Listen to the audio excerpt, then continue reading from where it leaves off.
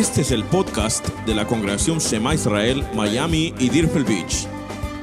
Presentando la parashá de la semana por el rabino Aviner.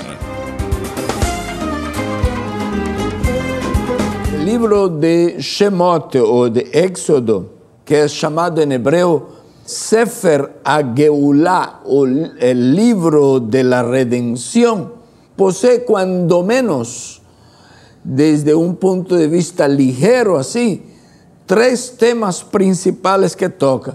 El uno es la redención de la esclavitud, el otro es la entrega de la Torá y el otro es la meta de estas dos cosas. Con estas dos cosas, ¿qué quiere Hashem? ¿A dónde quiere llegar? ¿Qué pretende comunicarnos? La meta es introducirnos a la tierra de la promisión, de la promesa que Hashem hizo a nuestros padres Abraham, Isaac y Jacob, introducirnos a la tierra de la promesa para que allí vivamos la voluntad de Hashem expresada en su Torá y podamos ser perfectos, efectivos, faros, luceros, luz para orientar a las naciones. Entonces, cuando usted oye hablar luz a las naciones, ya piensa como yo. Piensa en el farito, ¿no? Ahí apuntando hacia el mar, las naciones, orientando a los navegantes errantes hacia cómo llegar a la tierra. Cómo llegar a la tierra. La tierra que en hebreo se llama Aretz. Y se está tratando aquí más que llegar a cualquier tierra, a la tierra de Israel. Es decir, que nuestra fe, ella está pegada, relacionada, tiene un kesher poderoso, una conexión poderosa con un lugar en el planeta. Un lugar que Hashem escogió para su morada eterna. Es decir, que si alguien profesa creer en el Elohim de la Biblia, en el Redentor prometido por los profetas, en el Mesías Yeshua o Jesús o Jesus, debe saber que nuestra fe y nuestra redención están conectadas con la Torá y con un lugar específico en esta tierra. Algunos lo tienen en Roma y otros la tenemos en Eretz Sion, en la tierra de Israel. Bueno, lo bíblico es tener conexión con la tierra de Israel. Otra cosa interesante, no sé si ustedes se dieron cuenta, leí en hebreo, pero da perfectamente para que usted entienda los nombres cuando uno los pronuncia. Y el hermano nos dio haciendo el favor de leer en español. Vea algo interesante que pasa en el versículo primero y el versículo quinto. Estos son los nombres. Estos, en realidad dice, y estos son los nombres de los hijos de Israel que entraron con Jacob a Egipto. Cada uno entró junto con su familia. Vea, en el mismo versículo primero, los hijos de Israel está hablando de los hijos de un anciano que se llamaba Jacob y que recibió un nombre nuevo mediante una noche de oración y lucha en el valle de Yabok, del otro lado del Jardín. Entonces, algunos estudiantes de las Escrituras, rabinos famosos, han dado interpretación porque en un mismo versículo le llama a nuestro padre Jacob por sus dos nombres, primero por Israel y luego por Jacob. Vea, igual pasa en el versículo 5, las personas, las almas, los descendientes directos de Jacob, los que descendieron a Egipto. Es decir, que el nombre de Israel tiene mayor dignidad que el nombre de Jacob. Y hay un rabino famoso, histórico, cuyas interpretaciones aún viven muchos sabios en los días de hoy, que se llamó Rav Avraham Saba. Y él interpreta ese fenómeno de que el libro de Shemot empieza con Israel y en el versículo, después que habla de toda la familia, dice, en el versículo 5 dice, estos son los hijos, las descendientes directos de Jacob. Jacob viene de la palabra Yekev, que es calcañar. Entonces, ellos interpretan de dos maneras y las dos maneras muy interesantes. La una es que, primero, mientras Israel estuvo en la tierra de Israel, él fue llamado Israel. Cuando él viene a Egipto y llega a Egipto y desciende de Israel a Egipto, él es llamado Jacob, insinuando que es más digno para nosotros estar en Israel que estar fuera de Israel. Pero también relacionando con que el pueblo de Israel iba a ser pisado por el calcañar, por el Yaquev de los egipcios. Antes de hablar un poquito aquí de Moshe, la palabra Moshe viene de una raíz mashá, que quiere decir sacado. El que fue sacado, tomado, sacado. Como sacamos algo que se cayó dentro del agua, lo sacamos para afuera. Entonces, por eso le pusieron el nombre de Moshe, del niño Moshe, el que fue sacado.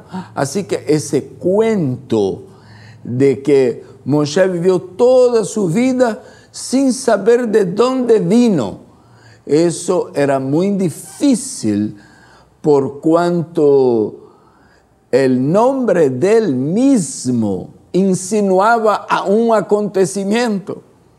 Entonces Moshe muchas veces tiene que haber preguntado a sus padres adoptivos, ¿por qué me han puesto el nombre sacado, el que ha sido sacado? Entonces tiene que haberle respondido que él fue sacado de algún lugar. Por eso él está allí y tiene ese nombre. Y fue sacado desde luego de las aguas. Entonces Moshe sabía alguna cosa. Hay muchos otros versículos que nos podrían ayudar con relación para comprobar ese entendimiento, esa interpretación, porque Moshe fue a encontrarse con sus hermanos.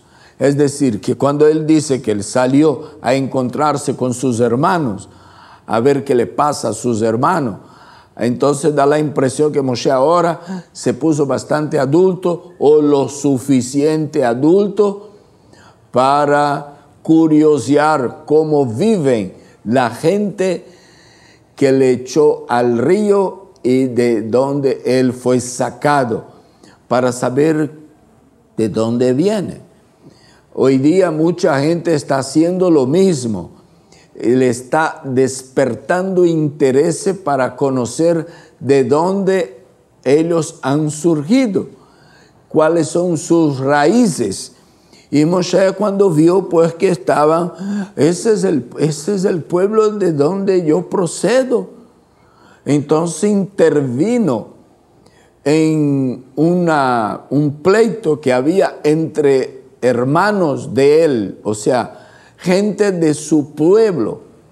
Y al intervenir, como antes ya había pasado algo, que él había visto un egipcio golpeando a uno de su pueblo, del pueblo del cual él procedía, y él lo repelió y se murió, le mató al hombre.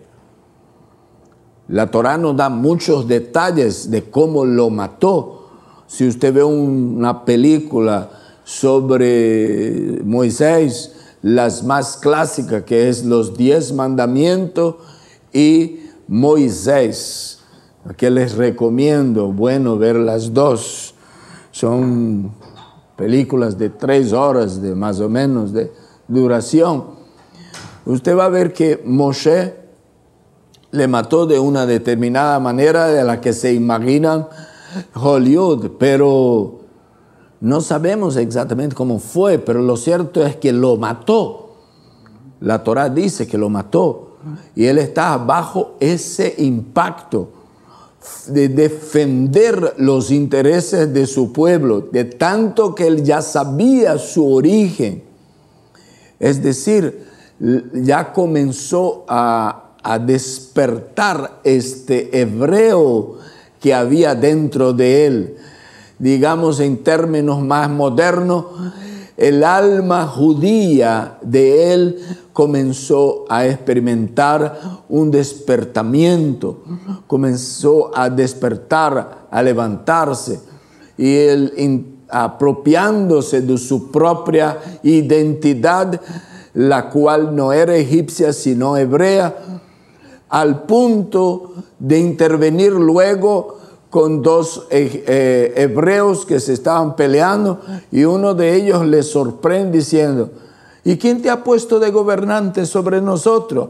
Lo cual indica que el pueblo hebreo también ya sabía algo respecto a Moshe. Es decir, uno de los que vive a un lado del faraón, que es como hijo del faraón, uno que quién sabe sería el heredero del trono, es de origen hebreo, o sea, es de uno de los niños que se salvaron cuando Faraón mandó matar a los niños. Entonces ellos ya sabían y le reclamaron, como diciendo: tú que vives ahí en el palacio, en una buena, ¿no es así?, en una situación buenísima, ¿quién te ha puesto de gobernante entre nosotros? ¿No reconocemos tu autoridad o me vas a matar como hiciste con el egipcio? Y como él había escondido el cadáver y pensaba que nadie se había dado cuenta, pero los hebreos se habían dado cuenta y habían pasado la voz y ya todos sabían: el tipo ese que vive ahí, que es de origen hebreo, él le mató a un egipcio que estaba golpeando uno de los nuestros. Pero siempre hay gente que son rebeldes y que tratan de menospreciar hasta el que le quiere beneficiar.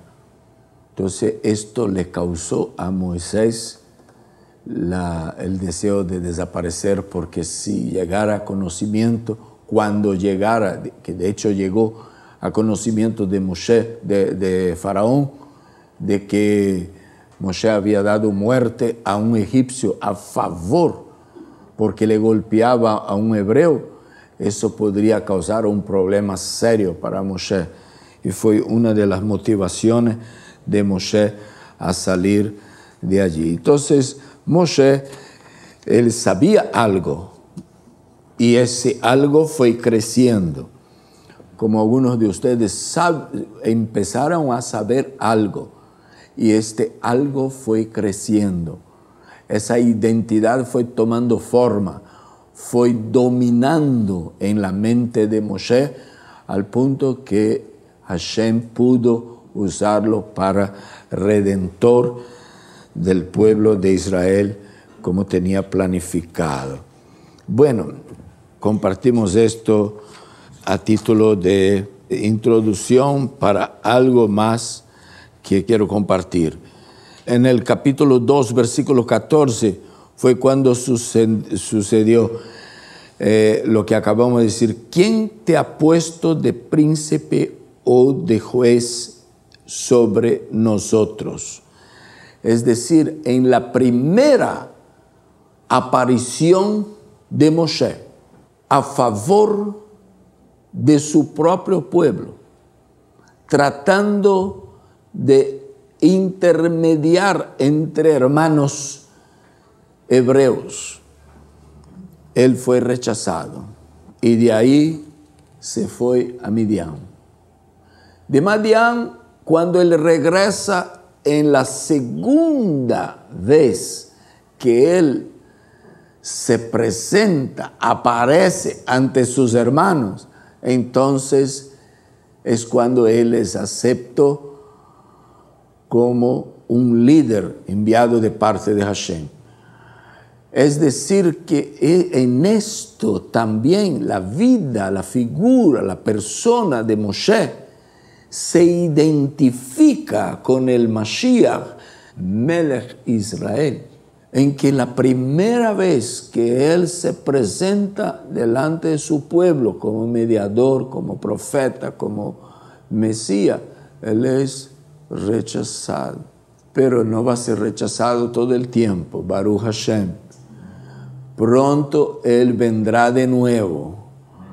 Después de mucho tiempo, vino Moshe otra vez.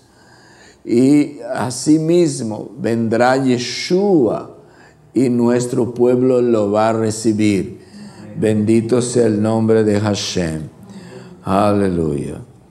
Quiero que usted me acompañe. En el capítulo 2, versículo 21, dice: y Moshe aceptó vivir con aquel hombre, y él le dio a su hija Zipora por esposa, y ella dio a luz un hijo, y él le puso por nombre Gersón, pues dijo: fui forastero en una tierra extranjera.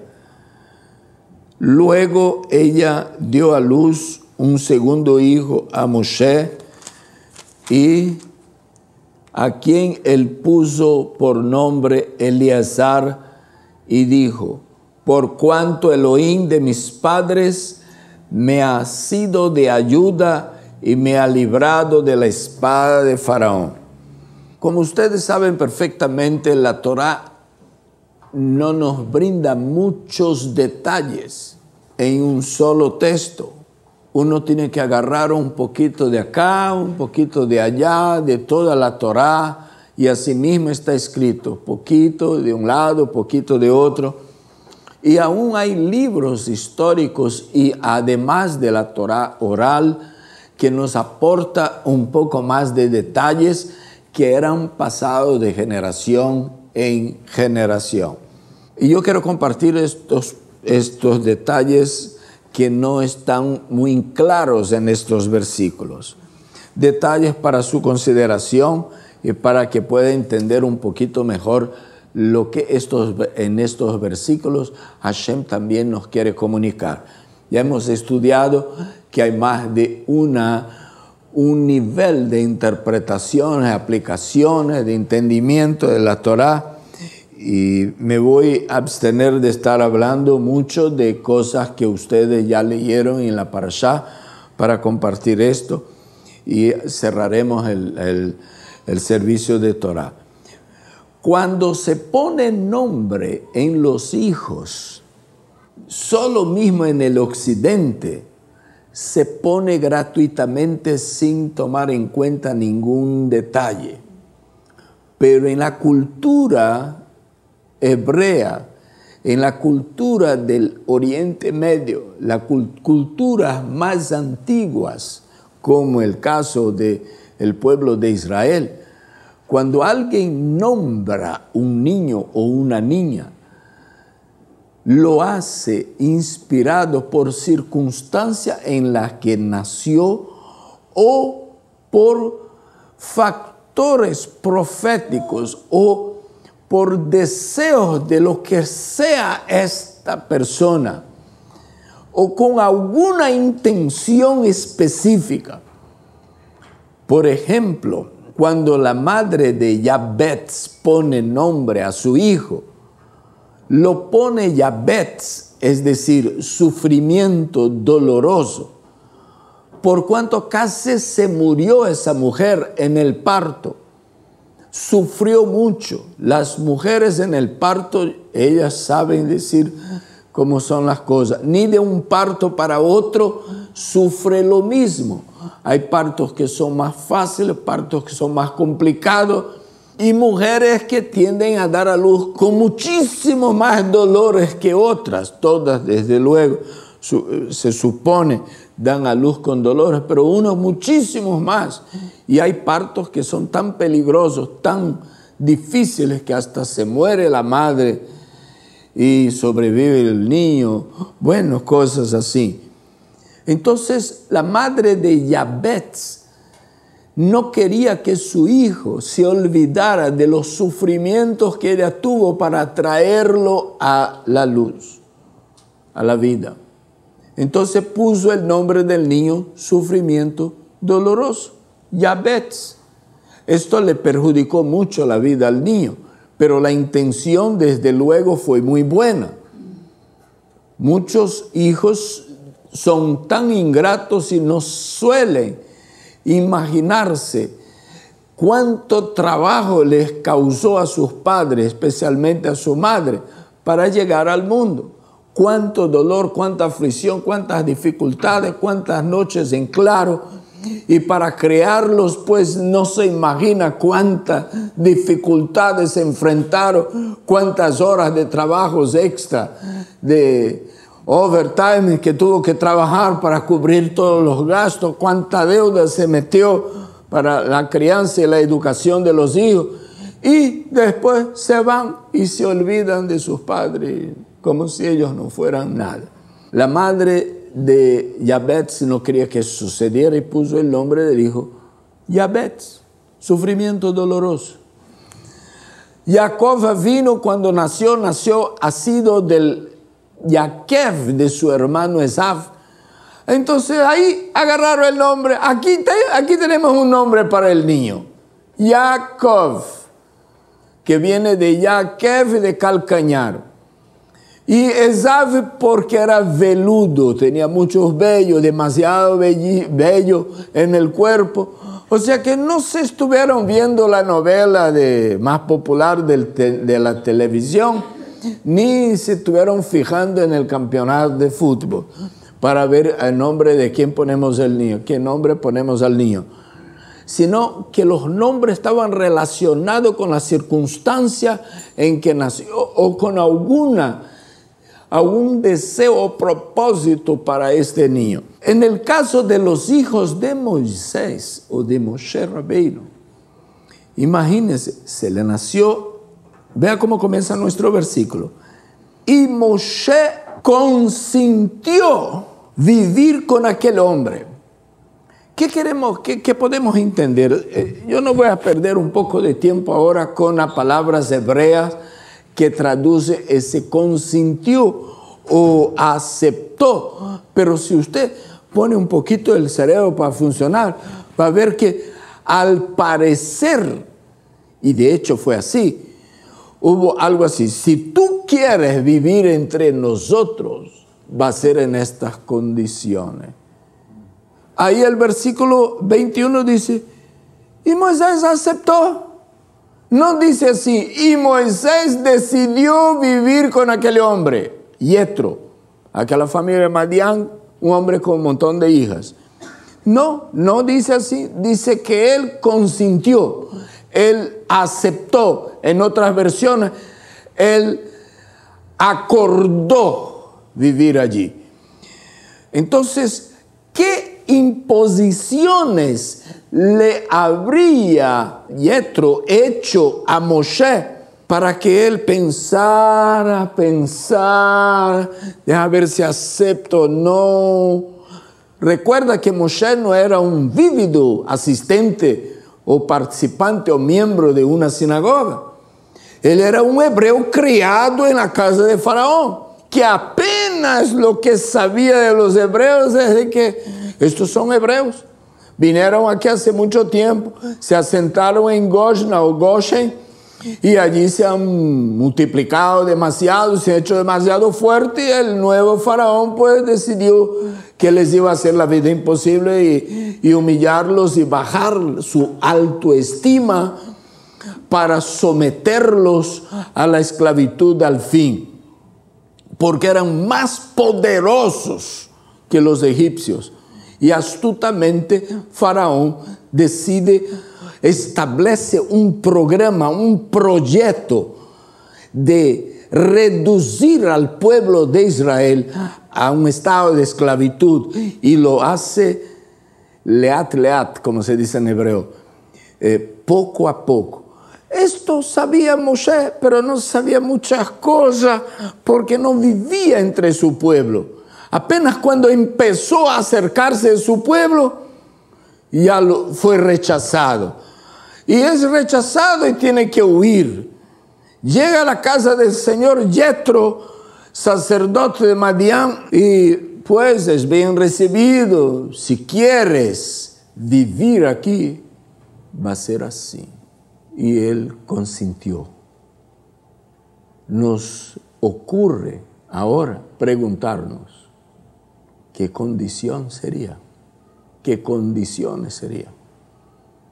Fuentes extras bíblicas, como por ejemplo la Torá oral, es decir, aquella Torá que como esta fue escrita, aquella fue pasada de boca en boca, generación tras generación. Dice que Yetro dijo así: ¿aceptas vivir aquí en esta condición de que el primer hijo, tú no eres de nuestra religión, tú vienes de otra cultura, pero el primer hijo va a ser de nuestra religión, va a adorar a nuestros dioses, va a servir a los dioses a la manera mía. El segundo hijo tú puedes hacer con él lo que tú quieres, el primero es mío. Y yo, pues desde luego te doy una de mis hijas. Y él pensó, ¿qué tengo yo que perder? En Egipto me enseñaron también otros dioses. Entre los dioses de allá y los dioses de acá no veo mucha diferencia. Me va a dar trabajo, voy a comenzar una familia, voy a tener hijos. Si hubieran nacido en Egipto seguramente adorarían los dioses de allá, pero han nacido aquí. Y el segundo hijo, yo hago lo que quiero, no tengo bien claro lo que voy a hacer, pero si ese pueblo de donde yo vengo tiene un Dios, pues lo voy a presentar a él. Si llego a conocerlo, porque tampoco tengo conocimiento de ello, entonces él puso Gerson. La palabra ger es extranjero. O sea, toda vez que usted vaya a Israel, o que alguna persona que no tiene relación con Israel, vamos a pensar así, vaya a Israel para turistear por ahí, él es un ger, un extranjero. También si a él le gusta la religión judía y él quiere sentar en la última banca de la sinagoga y asistir, él va a ser considerado un ger, un extranjero. Cuando Israel salió de Egipto, salió muchos gerim, muchos extranjeros, gente que estaba esclavizada en medio del pueblo de Israel, que no era descendiente de Abraham. Y salió, pero supuestamente para participar de la mesa, de la celebración de Pesaj, tendrían que haber sido circuncidados. Pero pudiera ser que algunos de esa gente que ni siquiera fue circuncidado sufrió las consecuencias, pero cuando vio el pueblo saliendo libre, dice, ¿qué más? ¿Vamos a quedar aquí para hacer doble trabajo? Vámonos con ellos. No, eran extranjeros. Por eso dice que gran multitud de extranjeros fue acompañando el pueblo de Israel. Entonces, por eso le puso el nombre Gerson. Ahora vea bien, el otro hijo, el segundo, se llamó Eleazar. Diga conmigo, Él, que es Dios, es la abreviación de Elohim. Elí, ustedes están familiarizados con esa palabra porque hay hebraísmo en el Brit Hadashah, en la escritura apostólica, en el Nuevo Testamento, como lo quieran llamar, o pacto renovado, que Yeshua hace una oración clásica que dice, Elí, Elí. ¿No es así? ¿Por qué me desamparaste? Entonces, Elí es Dios mío. Está bien traducido eso en las versiones modernas del Nuevo Testamento cuando dice, Dios mío, es Elí, es Dios mío. Ahora, Elíazar. Azar viene del verbo la azor, ayudar. Azar quiere decir ayudó, él ayudó en el pasado. Entonces, ¿cómo decir así? Mi Dios me ha ayudado. Es decir que el primer hijo lo tiene antes de la zarza, del encuentro con Hashem en la zarza. El segundo hijo tiene después del encuentro de la zarza, o por lo menos, por lo bajo, después de haber tenido un encuentro con Hashem y de saber algo del Dios de Abraham, Isaac y Jacob. Entonces vea cómo los nombres fueron puestos. Vea cómo los nombres fueron puestos. Ahora que usted ya sabe un poquito de esto, usted va a entender mejor el capítulo 4, versículo 24. Vamos allá. Voy a leer desde el versículo, 24. Mientras Moshe, iba camino a una posada, Hashem, Adonai, salió a su encuentro queriendo dar muerte a Moshe, queriendo matarle a Moshe. Poca gente puede entender esto si no ha entendido lo que yo le he explicado antes. ¿Por qué? ¿Cómo es esto que Hashem le salva de las aguas al niño? Le vuelve interesado por sus raíces hebreas y luego va a intervenir y mata a un egipcio que está castigando a un conciudadano suyo, a un miembro un hijo de Abraham, igual que él. ¿Y cómo es esto que él arriesga toda su posición social y política dentro del reino egipcio por defender a un simple esclavo hebreo? Y él arriesga todo, pone todo en riesgo y termina teniendo que huir porque termina rechazado de su propio pueblo.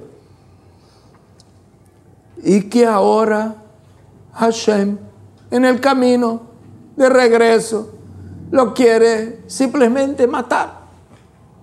Usted puede imaginar Elohim atrás de Moshe. Le mato a este. No sé cómo, a lo mejor tirando algo del cielo, fuego, y no acerta, y no acerta. Estoy especulando un poco, pero lo cierto es que Tzípora se da cuenta en el versículo siguiente, pero Tzípora, tomando un pedernal, cortó el prepucio de su hijo y tocó los pies de Moshe diciendo, esa tu religión es terrible. Ahora nos corresponde a nosotros aquí, después de 3.500 años, interpretar esto y entender esto y llevar esta lección para la casa. Esa es una tarea bastante delicada.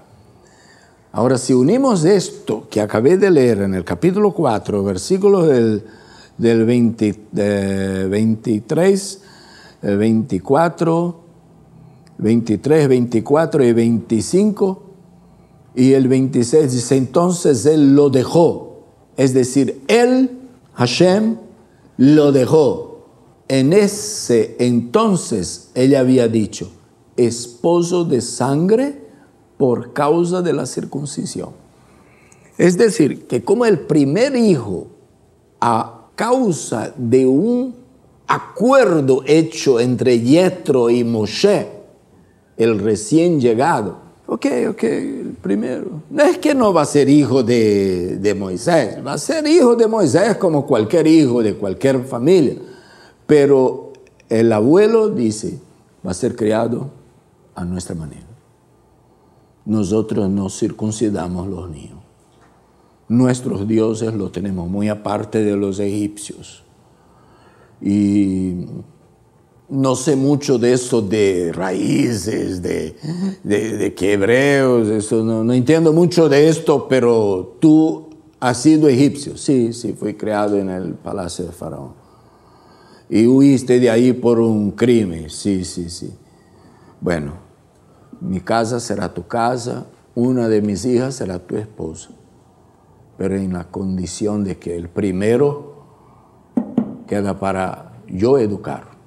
O sea, queda para Avodah Zará, o sea, para la idolatría de ellos. El segundo tú ves lo que hace, si tiene más tú ves lo que hace.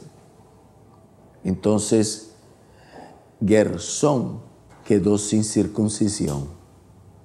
Y ahora Moshe comienza a ser perseguido por Hashem, quien dice, si no me lo circuncida, te mato.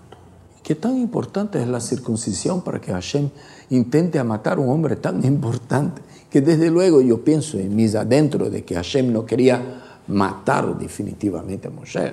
Hashem estaba tratando con Moshe. Si él quisiera matar en una sola, pero le estaba dando a entender a él y a su mujer, que era extranjera, y a su mujer, de que si no se somete al Dios de los hebreos, ella se va a quedar sin marido. Entonces ella, viendo la situación, antes de que Hashem lo mate, él agarró un pedernal. En tiempos remotos habían piedras que eran como cuchillos. Todavía los hay por ahí, ¿no? Los indígenas no hace mucho tiempo usaban esos tipos de hachas de piedra, porque tenía buen peso y tenía buen filo. Bueno, también le daba un toquecito, ¿no? Y agarró el niño y lo circuncidó. Y agarró el prepucio y tiró a los pies de Moshe y le dice, marido más sanguinario, ¿cómo va a ser una cosa de esa? ¿De dónde sacaron ese asunto? Pero Eliezer, como era ya después de un conocimiento que Moshe tenía de Hashem, tiene que haberlo circuncidado al 8º día, el niño no tuvo ningún problema. Ya el otro, ya grandecito, tiene que haber sufrido más. Entonces, ¿pero qué es? ¿Qué importancia, qué tan importante era la circuncisión para que Hashem le quisiera matar? Usted sabe que la circuncisión comenzó desde Abraham, que él fue circuncidado ya adulto y circuncidó toda su gente que trabajaba con él. Inclusive al circuncidar todos los que trabajaban con él, que no eran hijos de él, que aún eran extranjeros, y eso incluía a Eleazar. Ahora estoy hablando de otro Eleazar, ¿sí me entiende, no? Eleazar, el que sale a buscar novia para el hijo de Abraham, de Isaac. Entonces, Abraham vino, ora y dice, Hashem, no me has dado hijo. Y si me muero, ¿quién va a heredar todo lo que tengo? Ese extranjero Eleazar que está conmigo. Es buena gente, pero no es mi hijo. No me vas a dar hijo. Lo tuvo por extranjero. Bueno, pero Abraham vino, hizo circuncidar a todos los pastores, los ayudantes de pastores, los peones, los que curaban las ovejas, toda aquella gente que trabajaba para él, que no eran hijos de él, los hizo entrar en el pacto de la circuncisión. Ahora eran parte del pueblo que Hashem estaba construyendo con Abraham. Y eso inclusive sirve de aporte para nosotros saber que no es Israel solamente descendiente físico, hecho de descendiente físico de Abraham Avinu, sino de quienes entraron en el pacto. Qué tremendo, ¿no? Bueno, ya el segundo hijo, Moshe le pone Eleazar, mi Dios me ha ayudado. Esta enseñanza nos sirve para saber que hay etapas en la vida de la persona, que quedan cosas pendientes. Hay también cosas importantes que Hashem al fin y al cabo la va a cobrar. Cuando Moshe llega a la casa de Yetro, Moshe hace su acuerdo con Yetro. Hashem no estaba de acuerdo con ese acuerdo. Sin embargo, le dio tiempo a Moshe para corregir las cosas que no estaban bien. Y cuando ese tiempo terminó, si no soluciona, y de alguna manera no sabemos exactamente cómo a perfección, con exactitud, Sípora se dio cuenta de que los hijos se le iban a quedar huérfanos y ella se iba a quedar viuda, sin social security, sin seguro social, sin jubilaciones, sin ningún derecho. Una mujer sola. Entonces ella, voy a hacer lo que no he querido hacer todo el tiempo. Voy a hacer lo que tendría, voy a renunciar derechos adquiridos con Moshe cuando él firmó contrato con mi padre.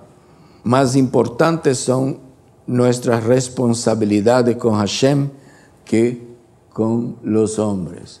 Ahora vea bien, si Moshe es un tipo del Mashiach, una figura del Mashiach, y Moshe termina conquistando realmente su esposa, es decir, haciendo que su esposa se someta a él y a su Dios, al que le envió, y es tomado, juzgado por un marido sanguíneo. ¿Qué relación tiene eso con Yeshua, quien a la vez es el candidato o el esposo de la Keilah? ¿Por qué no dice que Adonai es cabeza del Mashiach, el Mashiach cabeza de la Keilah o de la comunidad, del pueblo, y la mujer, el hombre es el cabeza de la mujer? Entonces, ¿dónde entra el Mashiach ahí? Es que solo con sangre fue que el Mashiach logró tomar realmente dominio de la situación con relación a la Keilah, mal llamada iglesia, y menos eclesia, es decir, a la comunidad de los redimidos, al pueblo de Israel. Entonces Yeshua vino a ser como un marido sanguíneo, porque tuvo que haber derrame de sangre para que la Keilah se sometiera, se rindiera a la voluntad del Mashiach. Baruch Hashem.